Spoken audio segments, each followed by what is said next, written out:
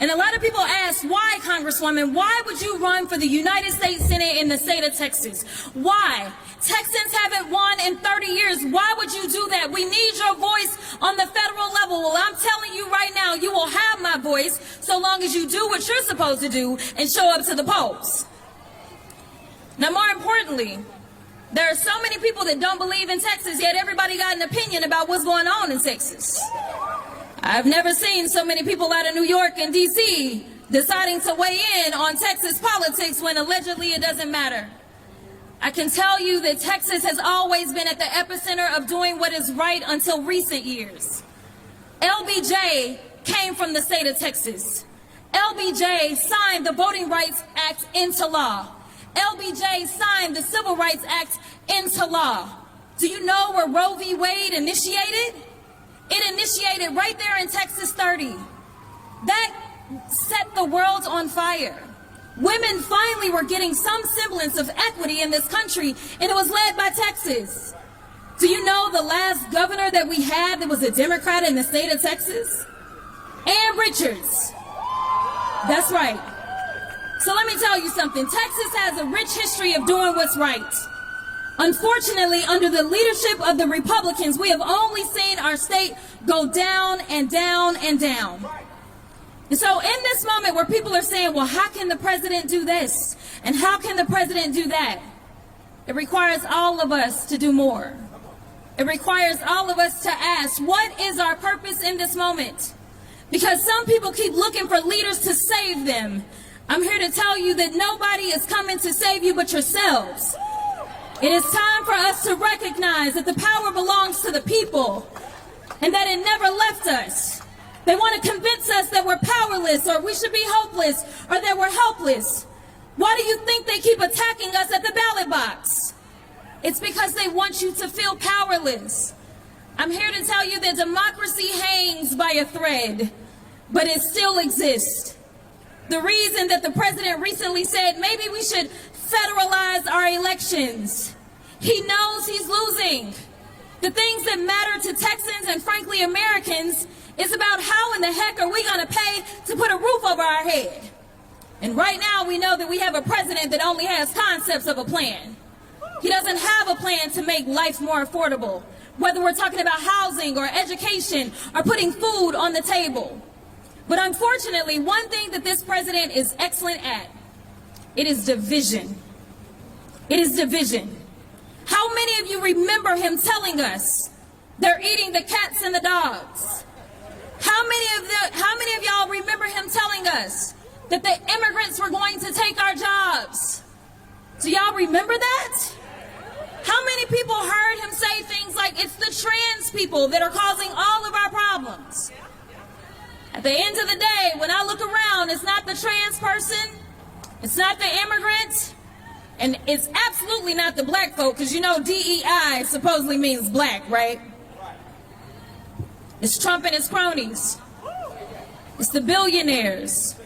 It's the 1%ers. It's those that are found in the Epstein files. That's who it is. So why do you think there's so much resistance and there's so much attention on Texas? Which state did they start in first when they decided they wanted to go and silence voices? They started in Texas. It just so happens that I happen to be the president's favorite person. It just so happens to be that the governor just last week decided that he was going to invest over $1 million into the Texas Senate race. Last time I checked, he's not running for the Texas Senate. I'm here to tell you that they're afraid of you. They're afraid of your voices. And what I want you to do is I want you to remind them that they had every reason to be afraid. Because you, the people, have the power.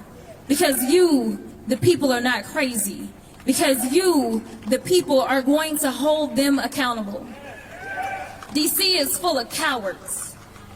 Everywhere I look, and I'm gonna be perfectly honest, it's on both sides of the aisle.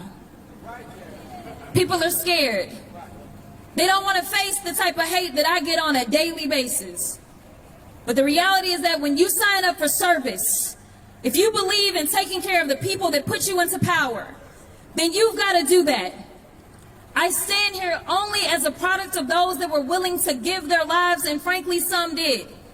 So when they go after people in the middle of the street and they kill them as if they are dogs, it is time for all of us to stand up. This isn't about one group of people defending the immigrant population. This is about us being unified.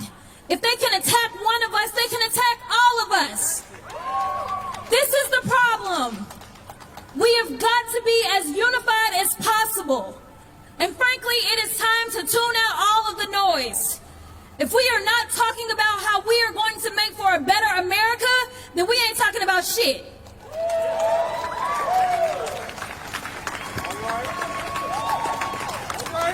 Y'all, I am scared for our country.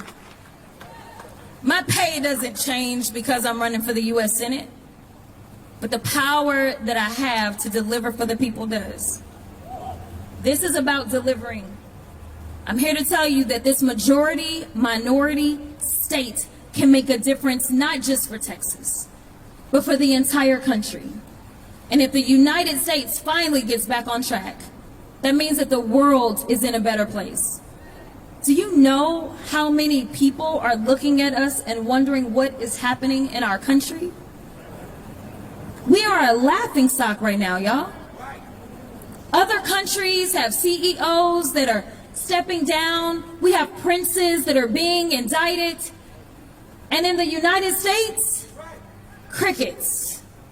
Nothing's happening. We have a president that says that the Epstein files are a hoax because his name is in there more times than I can count.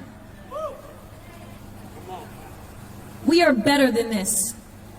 I know that there are some that says, no, this is who America has always been, but we, the people, decide who this country is going to be. And I am here to tell you that I believe in we, the people. I believe in Texas. That is why it is time to raise our voices. Come rain, sleet, hail, or snow, we've got to show up and show them who's boss.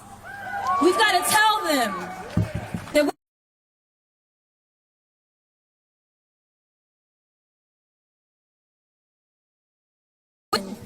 that is coming out of DC.